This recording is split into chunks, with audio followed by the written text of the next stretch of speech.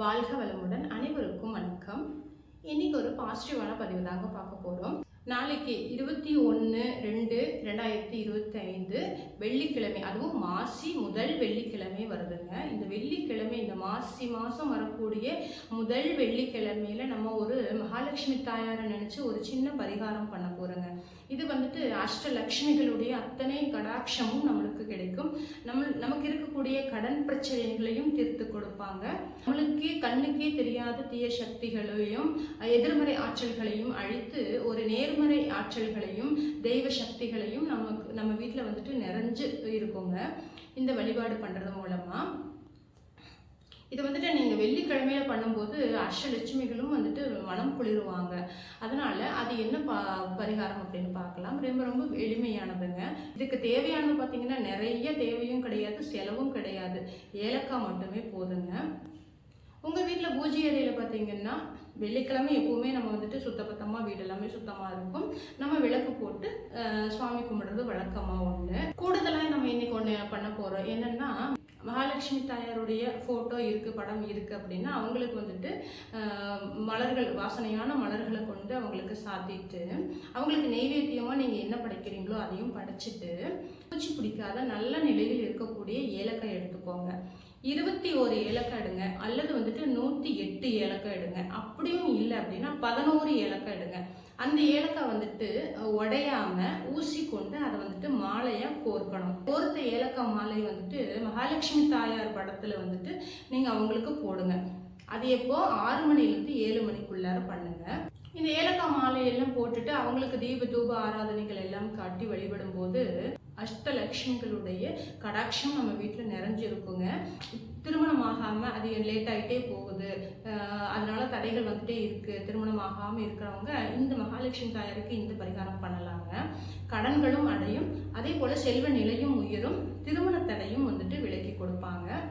திருமணம் ஆன பெண்களுக்கு வந்துட்டு மாங்கல்ய பலத்தை கொடுப்பாங்கங்க மகாலட்சுமி தாயார். அதனால இதை பண்ணி பாருங்க.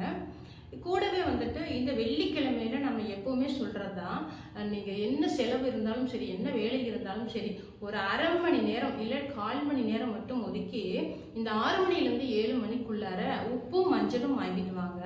இந்த உப்பும் மஞ்சளும் வாங்கிட்டு வந்து ஒரு சின்ன சைஸ்ல ஒரு மண் பானை எடுத்துக்கோங்க. அந்த மண்பானைக்கு வந்துட்டு நல்லா கழுவி சுத்தம் பண்ணி மஞ்சள் ஃபுல்லா, அந்த மண்பானை ஃபுல்லாவே மஞ்சள் தடவிக்கோங்க. 3 இடத்துல சந்தனம் குங்குமம் வச்சு, துளசி இருந்துச்சு அப்படின்னா துளசி 2 போட்டு வைங்க. உள்ளுக்குள்ளார போட்டுட்டு கூடவே வந்துட்டு நான் வாங்கிட்டு வந்திருக்கக்கூடிய அந்த கல்லுப்பு பார்த்தீங்கன்னா நீங்கள் அதில் குவிச்சு வைங்க. குறையா வைக்காம குவியலாக வைக்கணும். வச்சதுக்கப்புறம் ஒரே ஒரு ₹1 நாணயம் வைங்க. அந்த நாணயத்து மேலே வந்துட்டு சந்தனம் குங்குமம் வச்சிருங்க. சந்தனம் குங்குமம் வச்சுட்டு விரலி மஞ்சள் 1 மேலே வைங்க. இதை வச்சதுக்கப்புறம் மகாலட்சுமி தாயார் படத்துக்கு முன்னாடியோ அல்லது நம்மளுடைய பூஜை அறையில பொதுவாகவும் நீங்க வச்சு அதை வழிபடும் போது ரொம்ப ரொம்ப விசேஷங்க. மகாலட்சுமி தாயாருடைய பரிபூர்ணமான யோகம் கிடைக்குங்க. அவங்களுடைய அஷ்டலட்சுமிகளுடைய ஆசையும் நம்மளுக்கு கிடைக்கும். நம்ம வீட்டில் தரித்திர நிலையாக இருக்குது, ரொம்ப கஷ்டமாக இருக்குது, வீட்டே வந்துட்டு இருளண்டன மாதிரி இருக்குது அப்படிங்கிறவங்க இந்த பரிகாரத்தை பண்ணி பாருங்கள். வீடே ஒரு மங்களகரமாக தெரியும். மங்கள நிகழ்வுகள் நடக்கிறதுக்கு உறுதுணையாக இருப்பாங்க. மகாலட்சுமி தாயாருடைய யோகம் பரிபூர்ணமாக கிடைக்குங்க. அஷ்டலட்சுமிகளுடைய ஆசிகளும் அருள் ஆசிகளும் நம்மளுக்கு வீடு முழுக்க நிறைஞ்சிருக்கும். நம்ம வீட்டில் இருக்கக்கூடிய அந்த தரித்திர நிலைகள் மாதிரி செல்வ செழிப்பையும் கொடுப்பாங்கங்க. நீங்கள் தீராத கடன் சுமைகள் இருந்தாலுமே மகாலட்சுமி தாயார் வந்துட்டு அந்த கடன்லேருந்து விடுபடக்கூடிய அந்த ஒரு பொருளாதார சக்தியை நம்ம மேம்படுத்தி கொடுப்பாங்கங்க. முழு நம்பிக்கையோடு பண்ணுங்க. நாளைக்கு இந்த மாசி முதல் வெள்ளிக்கிழமை வந்துட்டு எக்காரணத்து கொண்டும் தவற விட்டுறாதீங்க. முயற்சி பண்ணி பாருங்க. முழு நம்பிக்கையோடு பண்ணுங்க. நிச்சயமா அதுக்கான பலன் கிடைச்சே தீருங்க. இந்த பதிவு உங்களுக்கு பிடிச்சிருக்கு, உபயோகமாக இருக்குது அப்படின்னா நம்மளுடைய சேனலை மறக்காமல் லைக் பண்ணி சப்ஸ்கிரைப் பண்ணிக்கோங்க. இது போன்ற நல்ல நல்ல பதிவுகள் எல்லாமே வருங்க.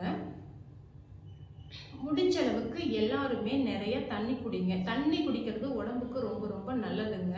இப்போ வெயில் காலம் ஆரம்பமாயிடுச்சு, அதனால வந்துட்டு தோல் வியாதிகள், சரும பிரச்சனைகள் எல்லாமே வருங்க. வெளியே மட்டும் கிடையாது, உள்ளுக்குள்ளே இருக்கிற ஆர்கனும் வந்துட்டு உள்ளுக்குள்ளே இருக்கக்கூடிய உறுப்புகளுக்கும் வந்துட்டு நீர்ச்சத்து ரொம்ப ரொம்ப முக்கியங்க. அதனால் முடிஞ்ச அளவுக்கு நிறைய தண்ணி குடிங்க. தண்ணி குடிக்கிறதுக்குன்னு நம்ம ஒரு நேரம் ஒதுக்க வேண்டிய அவசியம் இல்லை. நினைக்கும் போது எல்லாமே தவிச்சா தான் தண்ணி குடிக்கணும் அப்படிங்கிறது இல்லை. நீங்கள் நினைச்சாலே தண்ணி குடிக்கலாம். எந்த அளவுக்கு நீங்கள் தண்ணி குடிக்கிறீங்களோ அந்த அளவுக்கு நம்மளுடைய உடம்பை பாதுகாத்துக்கலாங்க.